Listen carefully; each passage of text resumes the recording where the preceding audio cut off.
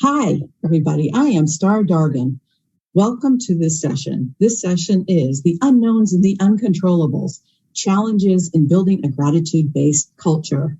I am Star Dargin, and I am in Manchester, New Hampshire, USA. Gratitude transforms. Gratitude is easy and low cost. Gratitude is simple, and we are familiar and have gratitude experience. Yet, gratitude gets complicated in work environments. If you believe that gratitude transforms, then the next question for you is, how do we do this? Which I'll start to answer for you today. So it is foundational. It goes underneath culture and religion. It's raw and basic. And it can be defined in many different ways. It's a value, a skill, a way of being. It's a character strength in positive psychology. And it can be an approach that we take at work.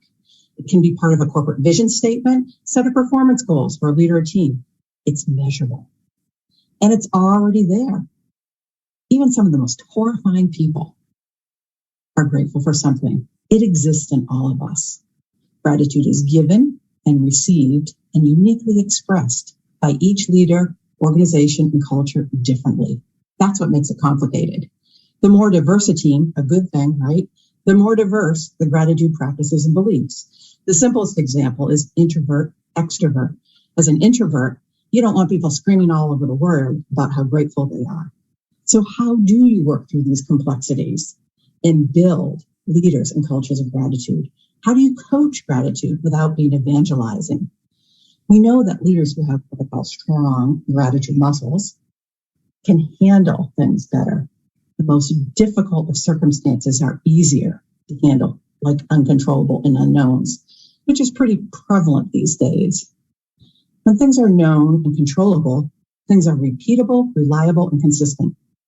For some businesses and leaders, that's important, and that's good, and we need that.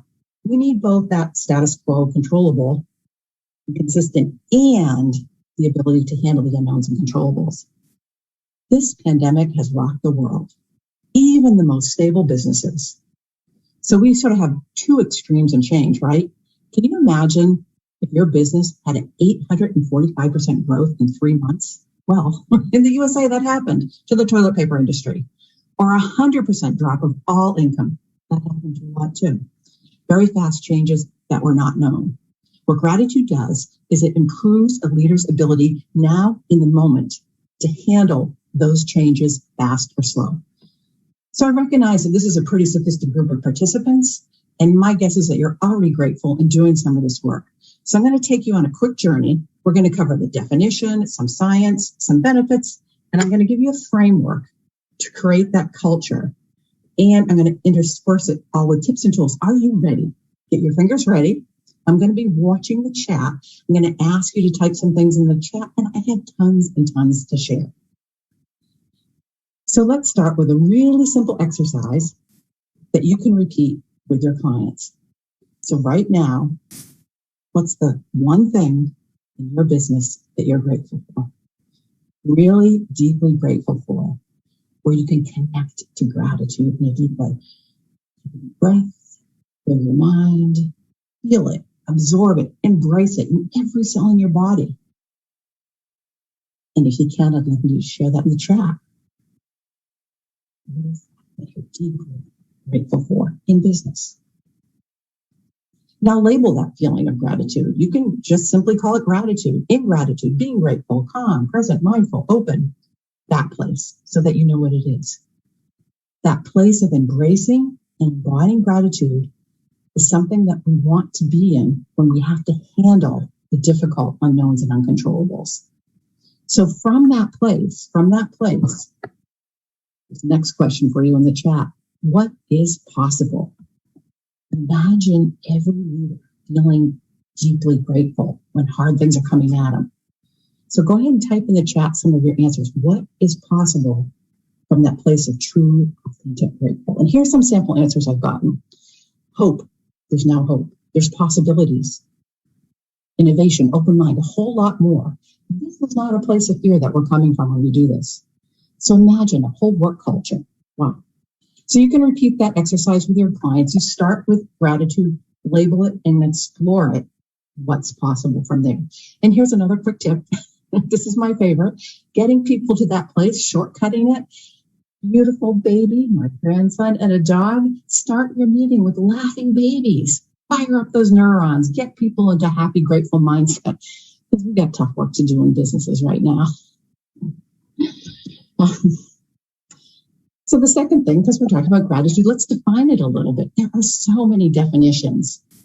How do you define gratitude? What's your definition based on the experience or what you know? The first definition on this slide is the dictionary definition: appreciation, recognition of good qualities.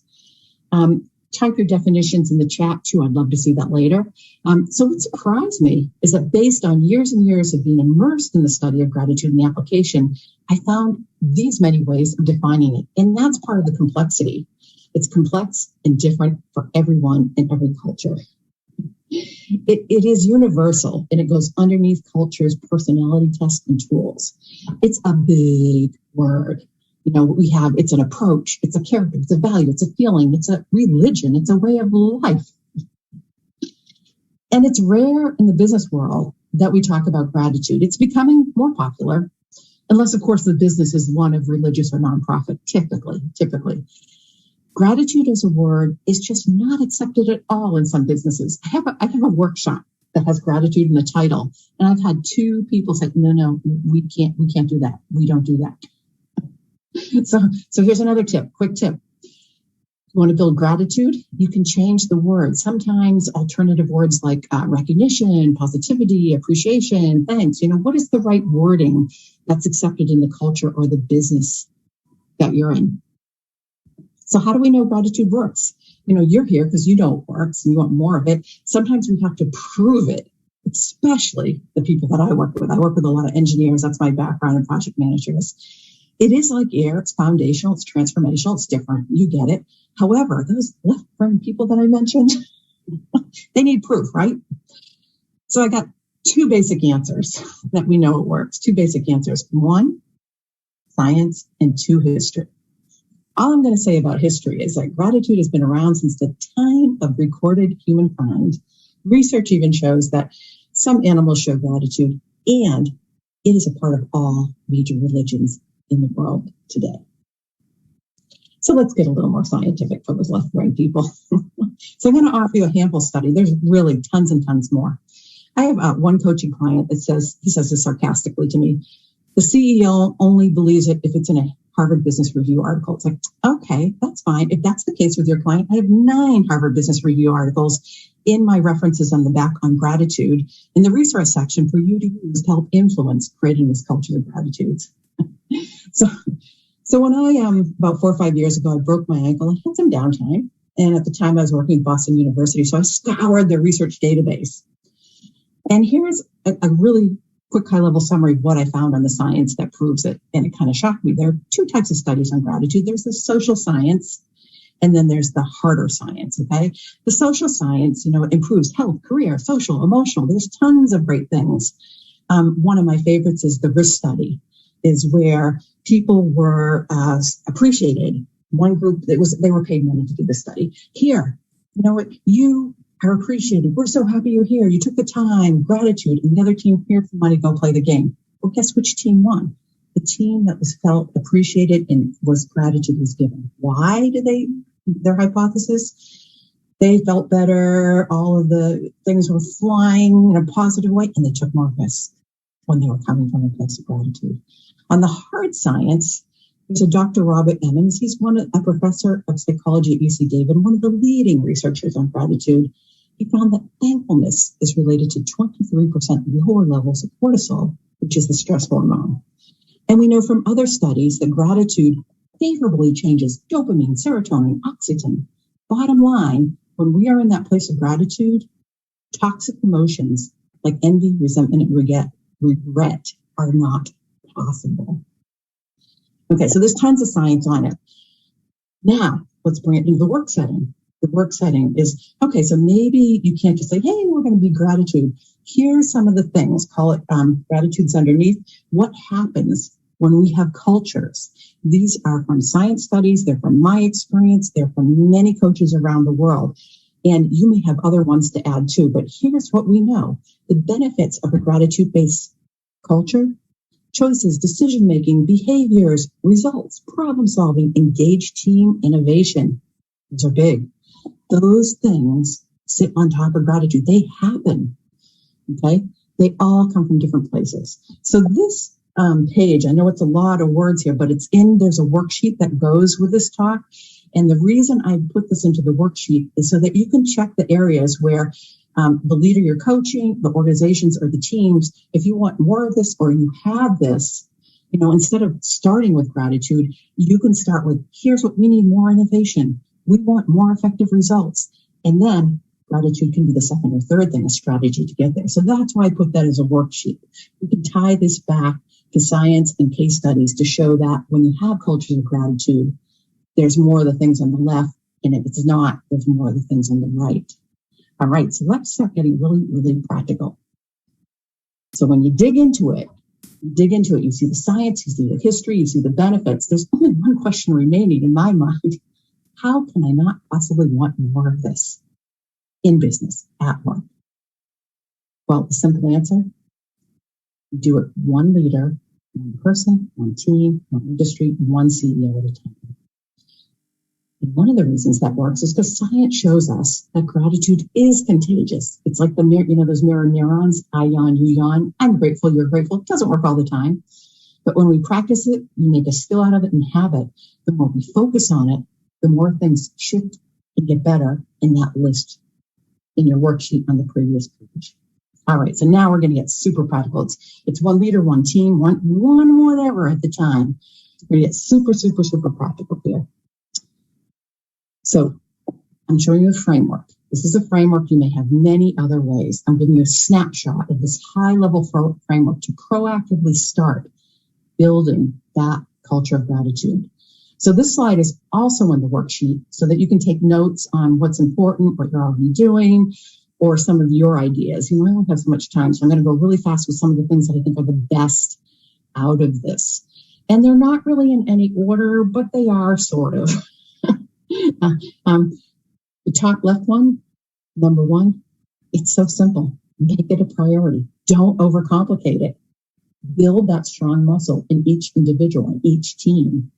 Integrate it into the fabric and foundation of everything. And that's what I'm going to share a lot of that.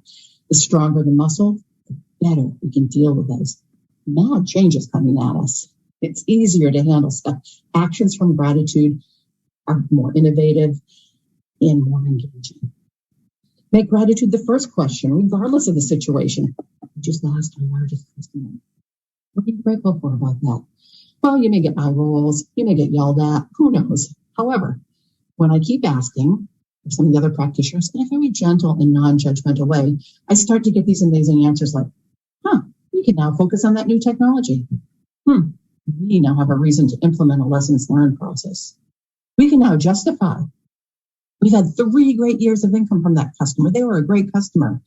So in many of the industries I work in tech, we overcomplicate and we deal in complexity. Simple, make it a priority, whatever that means where you are. Include it. We know culture starts at the top, right? So if the leader or the top executive is grateful, positive, there's a better chance the whole organization can be, right? However, because it is contagious gratitude, start where you are.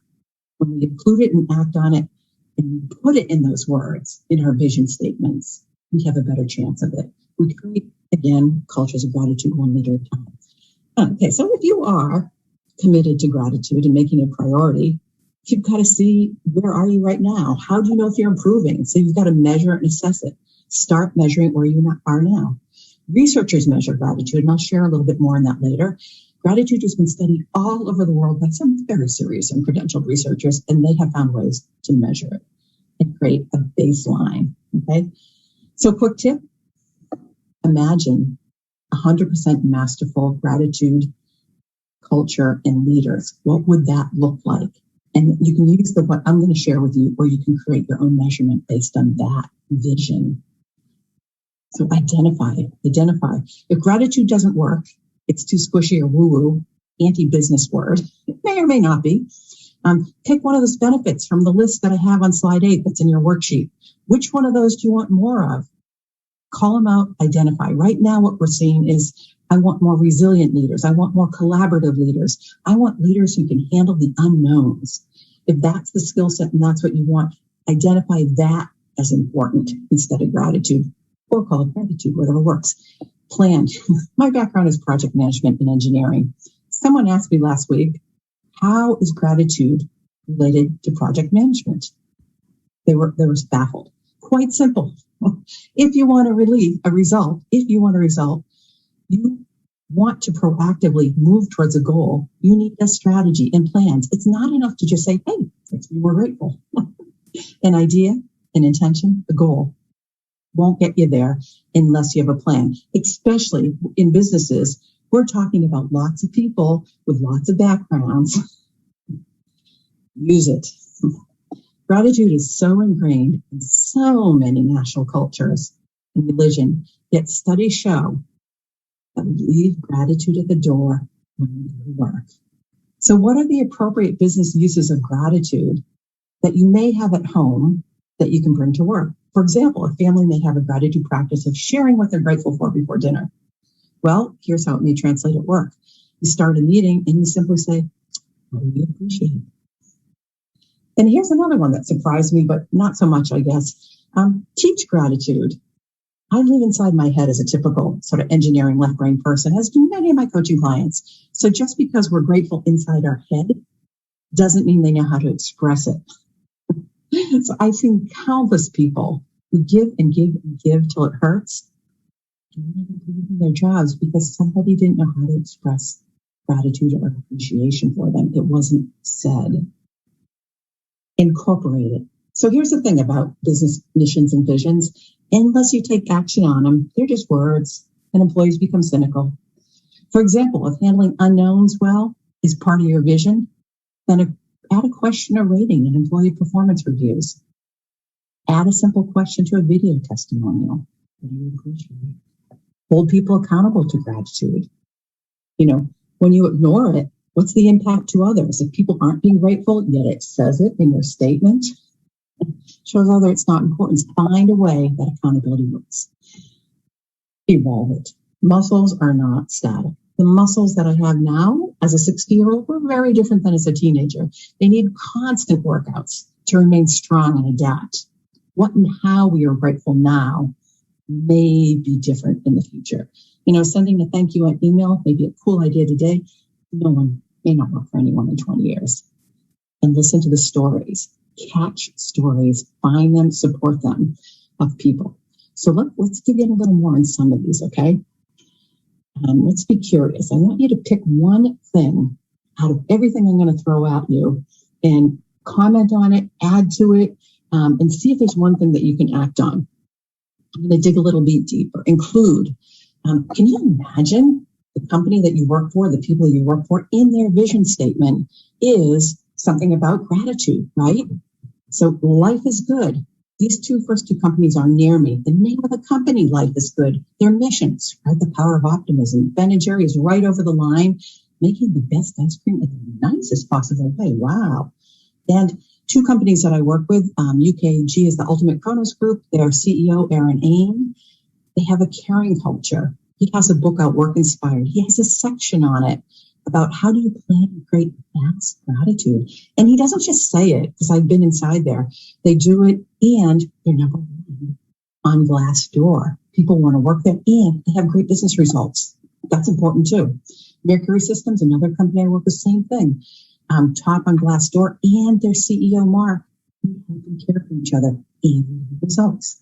And the last two, this is where I'd love your help too. The last two I just Googled, gratitude, corporate value, culture. It's like, wow, these companies have corporate values of gratitude. Do you know or work with a company? I'd love to learn more about them. And if you could drop that in the chat, that would be great. Whose corporate vision, value, or mission has the word gratitude in it? And anything you want to say about it too, I'd love to follow up with you. All right. So CEOs, start with gratitude, have a better chance of moving it forward. Here's where we're going to take a test. Okay, so if you have your pen and pencil out or type it in, what I discovered when I was reading gratitude and researching it, that worldwide, Researchers needed a way to see if gratitude had changed when they did something. They needed to measure it. And what I figured out is that there's these are my words, sometimes they're their words, these 5 gratitude traits were used as before, after, and control groups to measure gratitude. And this is really a simple one, but we have this in other ways too. And it's in the handouts too. So if you have the handouts printed out, you can write it down. So you can do this with me right now. Think of a scale from 1 to 5. And we're going to walk through these as a way, because remember, if you really want to build a culture of gratitude, where are you right now? Where's it going to get to? Are you moving that forward? Okay. So you can measure it leader at a time, group or team at a time. So the first one, this is just for leaders. Think of it this way: intensity. How deep and intense can you feel gratitude? I know when I first started my gratitude practice 20 years ago for personal healing, on a scale of 1 to 5, I was not at a 5. I might have been at a 3. 5 is deep, intensely. The whole body can feel it. When I'm so grateful, I can actually cry about something because I'm so happy tears. I never used to be able to do that until the past, I'd say, 10 years or so. I can feel gratitude in my whole body. I built my muscles so I can do that. So on a scale of 10, where are you? Frequency. How often in the day are you grateful? So on an average day, 100%. So 80 to 100 is a 5, 80 to 60 is a 4, 60 to 40 is a 3, and so on and so on, okay? Someone who's 100% grateful all the day, that's a master of gratitude, right? That's not me. But if there's traffic, your printer breaks down, your client doesn't show up, do you still say, are you still in gratitude? So give yourself a rating there as a baseline. Breath. How many things are you grateful for? If everything in your life you're grateful for, give yourself a 5. I'm only at a 4 on this. If there's probably right now 5 or 10 things I'm just not grateful for right now. I can't quite wrap my brain around that. So I give myself a 4.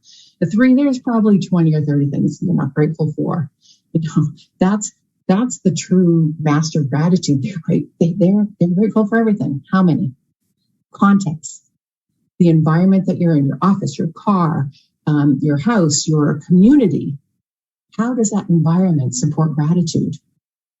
Your friends, you've seen the quote is create happy friends. Who is around you and what's around you is part of your gratitude story. And the last one is where I'm working on the most, is the behaviors. Internally, I'm really grateful, but I'm not so good at saying it and having other people saying it. The way to measure this is, do people say to you, you're the most grateful person I've ever seen? Those people that just use gratitude, they get 5s. They get 5s. I only gave myself a 3 on this because I think I'm really grateful in here, but it doesn't come out as a descriptor for me. So one thing I did, I ordered 500 thank you cards to write letters to people. I have 200 left. So if you want a letter from me, privately message me or email me an address and I will send you a thank you card to try to improve that one. So you can measure it. That's the point there. The next thing, again, the goal without a plan is just a wish. Or as Abraham Lincoln said, a goal probably is halfway achieved. If gratitude is a priority, be proactive, make a plan. So I'm offering you here, and this is in the handouts too, 2 plans. One for a leader and one for a team. I've used them on myself and I use them on a couple of teams. Adjust and adapt them to whatever works for your culture and your team. And yes, a project starts with having a clear definition of what your goal is. That's why we just did the assessment. So for me, in my gratitude plan, I said, I want to improve my gratitude behaviors. I'm a 3, I'm working to get to a 4. Or a goal could simply be, overall, I want to be more grateful. I have sample goals to build your plan for the leader of the team. Use gratitude. There's so many simple things we can do. It just blows my mind. The simple little tweaks that I've worked with people that have made a huge difference. And I'm a little hesitant to talk about this one because it is cultural dependent. What can be grateful for one culture is not for another culture that I work in. For example, my German friend, when she goes back and forth between Germany and the United States, she says she has to turn her thank you filter on or off. She says, you Americans say thank you too much. We can't do that over in Germany. Okay, that's what she tells me. So these ideas that I have here are really in the cultures that I work in, U.S. tech companies. Here's one idea, starting with appreciation. One of the most successful engineering VPs that I know, who's incredibly approachable and nice, who gets stuff done. What I noticed when I watched her, she started and ended with appreciation. So she'd start the conversation like, oh, thank you for taking the time to come share with me or talk with me, have the conversation, and end, thank you for letting me know and for your time. She sandwiched gratitude. I was like, okay. Make time on agenda for appreciation, create forms, try this. Instead of saying, I'm sorry, say thanks for. So for example, instead of saying, I'm sorry I'm late, thanks for waiting for me. I'm sorry I didn't get it done. Thanks for understanding why I didn't get this done. See how that those very, very simple things can make shifts really quickly. Teach it. That's what I do.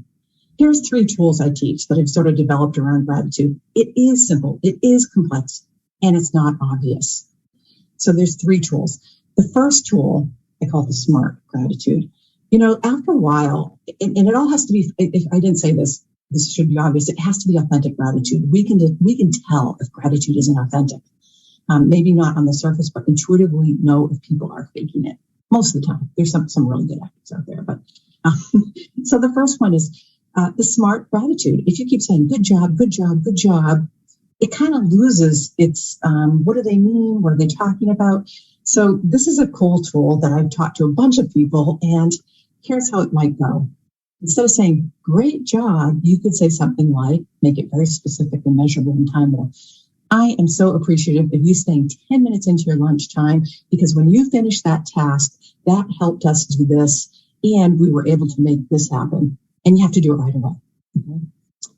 The GLAD tool is another one. It helps individuals and teams make decisions from gratitude, not fear. It helps with the innovation and the possibilities, because we know, we have a whole section on this, that actions from a place of gratitude are different than actions from a place of fear. So for example, my boss will never understand me. It'll never work. I'll never get a raise. The action, you're going to quit, find a new job. Easy to do these days. As opposed to a place of gratitude. I am grateful that my boss doesn't understand me. It means that I'm going to have to keep trying to make it work and find some strategies. I'm going to talk to someone who does understand him. The action, strategies for trying to make it work. That's kind of dramatic, but you get the idea. I have tons of great examples from that. And the last tool, which I know as coaches, you probably do something like this, but let's focus it on gratitude. It's about mindfulness. Can you, your client, your team, do they know when they're not working from a place of gratitude? There's a 3-step shift. Be aware of it, learn how to shift to gratitude, and then take the action. Delay the action, delay the thing, until you move from a place of gratitude. Incorporate gratitude. Processes. Too many, not meaningful, all over the place. And this is a hard one, and it's done one process at a time, because it doesn't always work for some people, and some people love it. If you truly want to embed it, gratitude in the culture, what are the processes and how can you adapt them to make them real? I love this, what someone said, unless it's in the process, it's not real. A quick story here is a marketing director. The simple question she added, they do these video success stories. What are you thankful for about our products? One simple question sort of changed the trajectory of the whole video little montage that she did. Accountable, keeping people accountable to those intangible, squishy things. It's complex, and again, it's different from every organization. Here's what I recommend here. Find out how it's done and works where you are. Each culture does it differently. It can be hierarchically, it can be this way, it can be that way. Take a course, a webinar. I have lots of great references. As a coach, I actually start each session with an accountability question that we collaborated on early on. What are the questions you want me to ask? How do you want to be held accountable? Nothing new for coaches. The different little twist here is apply it to gratitude. And this is my favorite. And again, my son shows up because he just makes me smile and grateful. Collect and share gratitude stories. Flip the narrative. So I'm going to tell you a story, and I'm going to tell you how two organizations in the same company dealt with it. A fairly senior level person, very high level, fairly senior level, was caught stealing publicly from the company. And it was in all the local press. This is a couple of years ago. And it was in all the local press and everybody knew about it. So there were two organizations in this one company, right? And one of the organizations was run by a woman who was incredibly grateful and positive and appreciative, and people wanted to work for her. The other organization, so think two different organizations, two different functions. The other organization, it was just was, okay? So that story of that senior level person caught publicly stealing, guess what they said about in this organization, the grateful culture. Oh, I'm so grateful that they were caught. It's in the open. What a cautionary tale. We're going to have to plug those security holes. We've got to be more careful. Guess how that same story was talked about? So I got to see and watch it in both in that other organization. Oh, I can't believe we work here. I should have tried to steal something. Security's poor. We have weak leaders. Two different stories, two different cultures with the same egos. So here's another quick way. That's one way, sort of the impact of the story when you have a gratitude culture. And here's another example. Weekly Scrolls, one of the companies I work with, they encourage people to call out and say how they appreciate their peers and anyone. And they have these gigantic monitors on every floor for their Agile Scrum meetings. And when they're not being used, they scroll the gratitude stories that come from the different people in the organization. And yes, it does take some work for someone to edit them and set them up there. But once I got started, it was really easy, really easy. And evolve. Let gratitude sink in. Notice it. Notice it, how it transforms. Lead with gratitude as a foundational skill, a vision, a value. You just can't go wrong. There's nothing you can really do wrong. Start where you are right now. Pick one idea or one suggestion. Try something today, tomorrow. As you practice and experience gratitude, it will seep unconsciously into the underlying fabric of your life and organization. So I wrote that, and what I noticed and meant by that is that when I teach gratitude and work with leaders to be grateful, there becomes this back and forth between personal and work. And they sort of build on each other. The more grateful I am at work, the more I am at home, the more at home. And how do you really bridge that gap?